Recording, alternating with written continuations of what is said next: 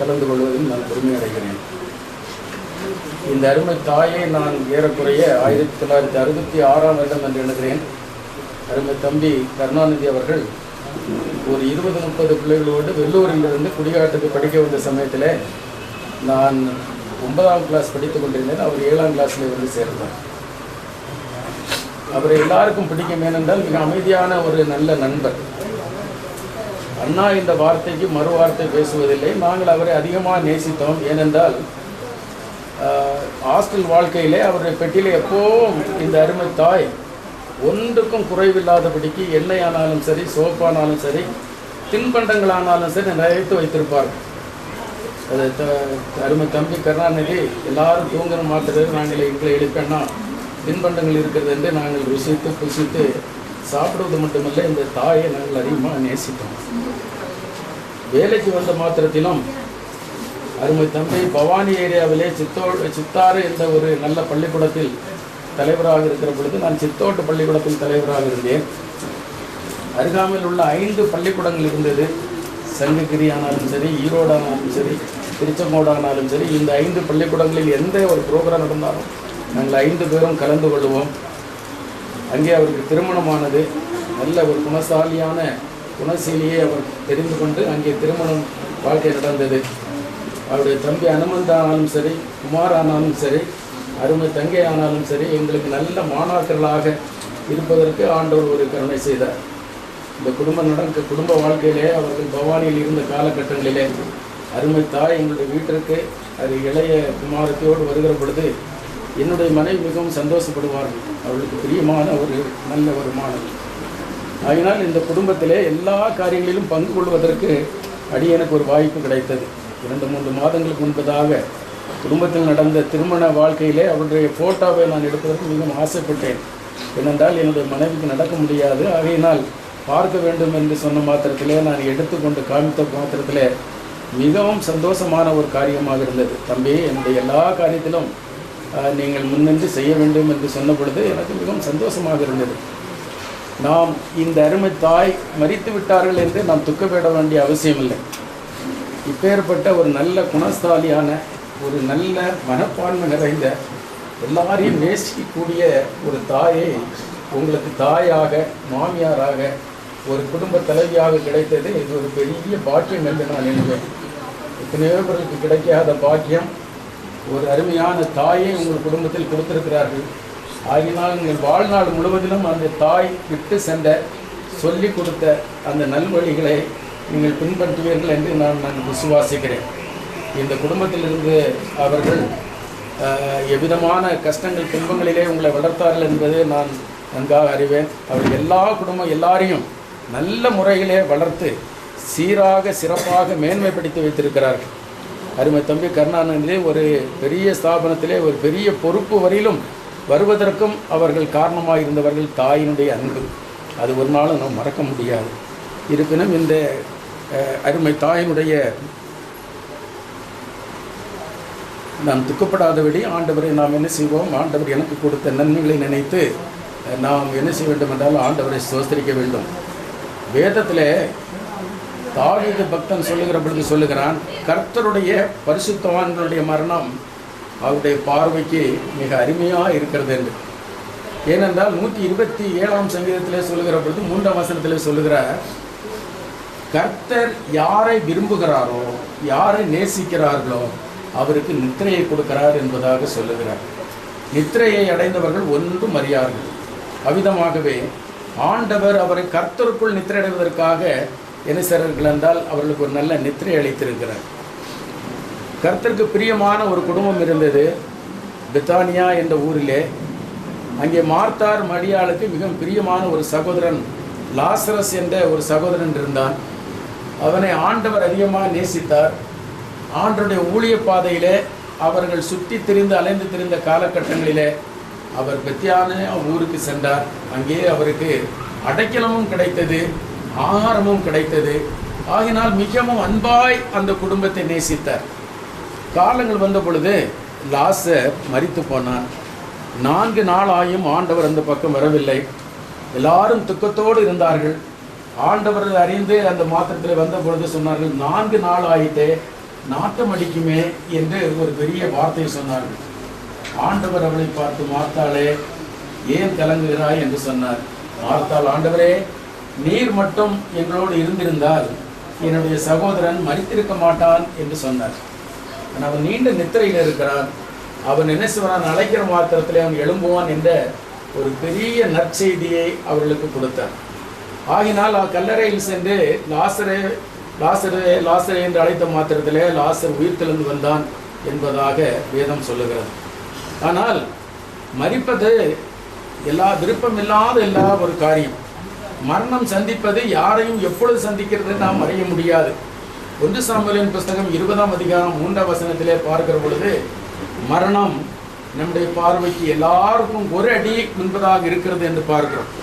மரணத்தை சந்திக்காதவர் யாரும் இல்லை. யோபு பக்தன் சொல்லுகிற பொழுது சொல்லுகிறான், காலையிலே பூத்து மாலையிலே வாடுகிற மலருக்கு ஒப்பா இருக்கிறான் என்று சொல்லுகிறார். 9ஆம் அதிகாரம் 25ஆம் வசனத்தில் அவர் சொல்லுகிற பொழுது மரணத்தை ஒரு அஞ்சல்காரனுடைய ஓட்டத்திற்கு ஒப்பிடுகிறார். அஞ்சல்காரன் தன்னுடைய தகவலை எடுத்துக்கொண்டு ஒருபொழுதும் ஒரு இடத்தில் நிற்பதில்லை, ஓடிக்கொண்டே இருப்பான். அவ்விதமாக நம்முடைய வாழ்க்கையும் அப்படி இருக்கிறது. பிரியமானவர்களே, பக்தன் மறுபடியும் சொல்லுகிற பொழுது என்ன சொல்லுகிறார் என்றால், எங்கள் ஆயுசு நாட்கள் 70 வருஷம், வெனத்தின் மிகுதினால் 80 வருஷம் என்பதாக சொல்லுகிறார். ஆண்டவர் இந்த உலகத்திலே பார்க்கிற பொழுது பொதுவாக இந்தியாவினுடைய ஒரு பெண் ஒரு சகோதரனுடைய வாழ்க்கை வரலாறுகளை பார்க்கிற பொழுது வாழ்வு அவருக்கு 27 வருஷம். ஆகினால் நம் அருமை தாய்க்கு இத்தனை வருடங்களை கொடுத்து உங்களை இந்த மேன்மையாய் வைப்பதற்கு நான் ஆண்டவரை அதுதான் சொன்னேன், நான் சோஸ்திரிக்க வேண்டும் என்று. ஆகிய 90ஆம் அதிகாரம் 10ஆம் வசனத்தில் சொல்லுகிற பொழுது ஆயுசு நாட்கள் 80 வருஷமாக இருந்தாலும் அதன் மேன்மையானது வருத்தமும் சஞ்சலவுமே. அது சீக்கிரமாய் கடந்து போகிறது, நாங்களும் பறந்து போகிறோம் என்பதாக சொல்லுகிறார். நிலையற்ற வாழ்க்கை. ஆனால் கிறிஸ்தவர்களுக்கு இது மரணம் ஒரு கடைசி அத்தியாயம் அல்ல. இன்னொரு வாழ்க்கையின் முதல் படிக்கு விசுவாசத்திற்கு அது அடிப்படையாக காணப்படுகிறது. ஏனென்றால் மனுஷன் படுத்து கிடக்கிறான் என்பதாக யோபு பக்தன் சொல்லுகிறான். 14ஆம் அதிகாரம் 12ஆவது வசனத்தில் அவர் ஆண்டவர் வானங்கள் அவைகள் ஒளிந்து போகும் மட்டும் எழுந்திருக்க மாட்டான், அவன் ஆண்டு வருகிற பொழுது எழுந்திருப்பான் என்பதாக சொல்லப்படுகிறது. இப்பொழுது நாம் அருமையான வாசகத்திலே 1 தெசலோனிக்கேயர் 4ஆம் அதிகாரம் 14ஆம் வசனத்தில் வாசிக்கிற பொழுது கேட்டோம் அல்லவா, ஆண்டு வருகிற பொழுது அவர் கர்த்தராய் இயேசு கிறிஸ்துவுக்குள் மரிக்கிறவர்கள் எப்படி ஆண்டவர் மரித்து 3ஆம் நாள் எழுந்திருந்தாரோ, ஆகினால் அவரும் என்ன செய்வார் என்றால் கிறிஸ்துவுக்குள் மரித்தவர்கள் முதலாவது எழுந்திருப்பார்கள். அது ஒரு மாபெரும் பாக்கியம் என்று சொல்லப்பட்டிருக்கிறது. ஆகினால் நித்திரை அடைந்தவர்களை குறித்து நாம் கவலைப்பட வேண்டிய அவசியம் இல்லை. நம்முடைய விசுவாச ஓட்டத்திலே ஆண்டவர் நமக்கு கொடுக்கப்பட்ட நாட்களிலே எப்படி ஓடிக்கொண்டிருக்கிறோம் என்று நாம் பார்க்க வேண்டும். ஏனெனில் கர்த்தர் தாமே ஆரவாரத்தோடும் பிரதான தூருடைய சத்தத்தோடும் வானத்திலிருந்து இறங்கி வருவார். அப்பொழுது கிறிஸ்துவுக்குள் மரித்தவர்கள் எழுந்திருப்பார்கள். எனக்கு நிச்சயமான ஒரு நம்பிக்கை உண்டு. அதுதான் நான் முதலாவது சொன்னேன். கிறிஸ்துவுக்குள் மரித்தவர்கள் ஆண்டவர் பக்திமானுடைய அல்லது தேவ பக்தி உள்ள பிள்ளைகள் பாக்கியவான்கள் என்பதாக வேதம் சொல்லுகிறது. வெளிப்படுத்தின சுவிசேஷம் 14ஆம் அதிகாரம் 13ஆம் வசனத்திலே இதை வாசிக்கிற பொழுது சொல்லப்பட்ட பின்பு பரலோகத்திலிருந்து ஒரு பெரிய சத்தம் உண்டாயிற்று. அவர்கள் கிறிஸ்துவுக்குள் மரித்தவர்கள் என்ன சொல்ல என்றால், இது முதல் பாக்கியவான்கள் என்று எழுது என்று வேதத்தின் தூதர்கள் தேவ செய்தியை கொடுத்தார்கள். ஏனென்றால் அவர்கள் பிரயாசங்களை விட்டு எழுந்திருக்கிற காலம் வரும், அவர்களுடைய கிரிகைகள் அவர்களோட கூட போகும், ஆவியானவரும் ஆம் என்று சொல்லுகிறார் என்று வேதம் சொல்லுகிறது. ஆகையால் இந்த நல்ல வார்த்தைகளினாலே நீங்கள் ஒருவருக்கொருவர் தேற்றுங்கள். இந்த அருமையான அன்பான ஒரு நல் குணசாலியான ஒரு மேன்மையான மகத்துவமான ஒரு தாயை ஆண்டவரே நீர் எங்களுடைய குடும்பத்திற்கு தலைவியாக தாயாக கொடுத்திருக்கிறேன் என்று சொல்வதற்கு நீங்கள் எல்லாரும் பாக்கியம் பெற்றிருக்கிறீர்கள். ஆகினால் ஆண்டவர் வருகைக்காக நாம் காத்திருங்கள். ஆண்டவர் வருகிற பொழுது நிச்சயமாகவே எனக்கு ஒரு நல்ல நம்பிக்கை உண்டு. இந்த அருமை தாய் ஆண்டவருடைய வருகையிலே எக்கால துணி சத்தம் கேட்கிற பொழுது கிறிஸ்துவுக்குள் மரித்த முதலாம் உயிர்த்தெழுதலே அவர்கள் பாக வைப்பார்கள் என்று நான் விசுவாசிக்கிறேன். ஏனென்றால் இந்த தாய் சொன்ன ஒரு வார்த்தை எனக்கு அருமையாய் பிலிப்பியர் 1ஆம் அதிகாரம் 21ஆம் வசனத்திலே அவர்கள் ஒரு முறை சொன்ன வார்த்தை என்னவென்றால், கிறிஸ்து எனக்கு ஜீவன், சாவு எனக்கு ஆதாயம் என்று சொன்னார்கள். ஆகினால் மரணமானாலும் சரி, அது துக்கமானாலும் சரி, எதுவானாலும் சரி, இயேசு கிறிஸ்துடைய அன்பை விட்டு என்னை பிரிக்க முடியாது என்று ரோமரின் 8:35 வாசிக்கிற பொழுது அந்த பெருக்கமான விசுவாசத்தோட இந்த தாயை நல்லடக்கம் செய்வோம். இந்த தாய் விட்டு சென்ற, சொல்லி சென்ற, அவர்களை அடித்து சொன்ன, நம்மளை கடிந்து சொன்ன நல்ல வார்த்தைகளை நினைவு கூறுங்கள். தேவன் தாமே ஆறுதலின் தேவன் ஆறுதலையும் சமாதானத்தையும் சந்தோஷத்தையும் அருமையான தம்பிமார்களுக்கும் அண்ணனுக்கும் குடும்ப சங்கீத எல்லாருக்கும் கொடுத்து விசுவாச பிள்ளைகளையும் கொடுத்து ஆசீர்வதிப்பாராக. ஆமென்.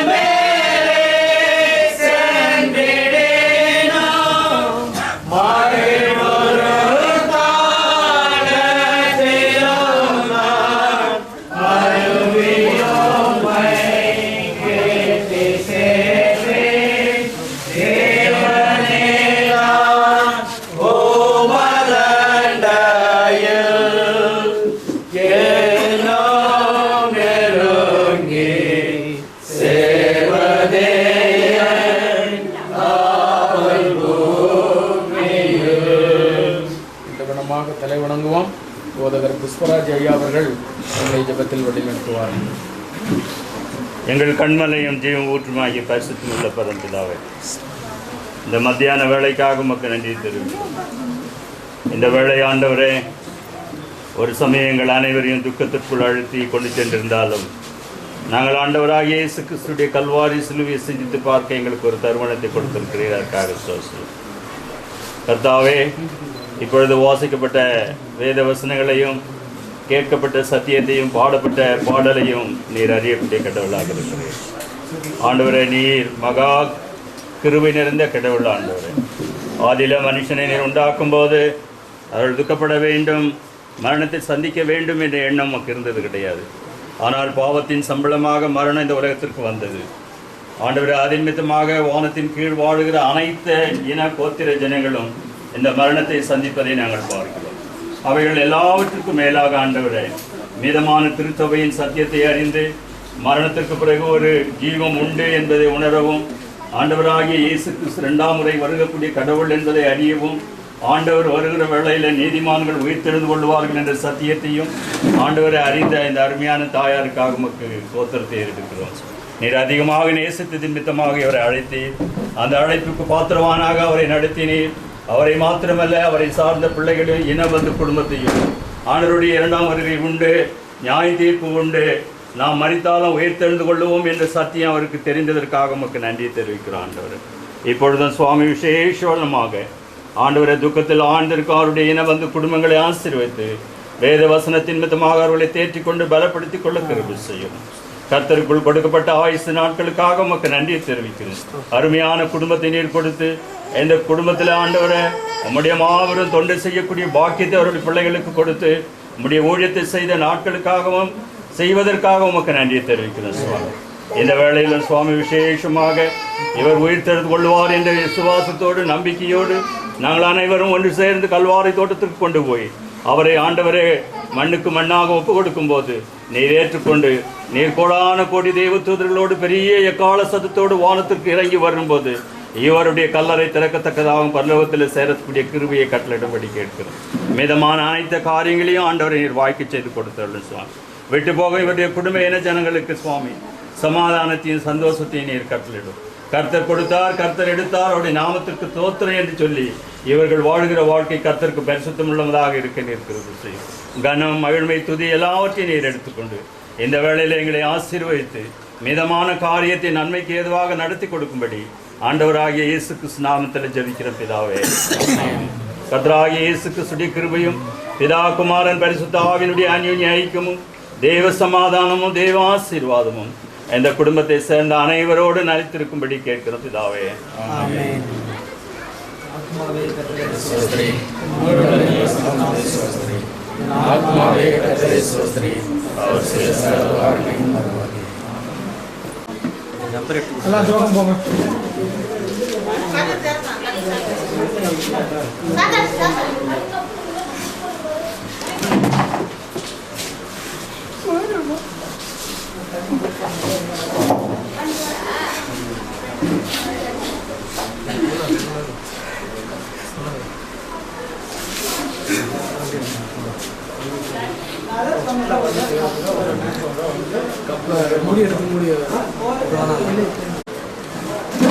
அப்பனா முன்னாடி அனுப்பியிருக்கலாமே.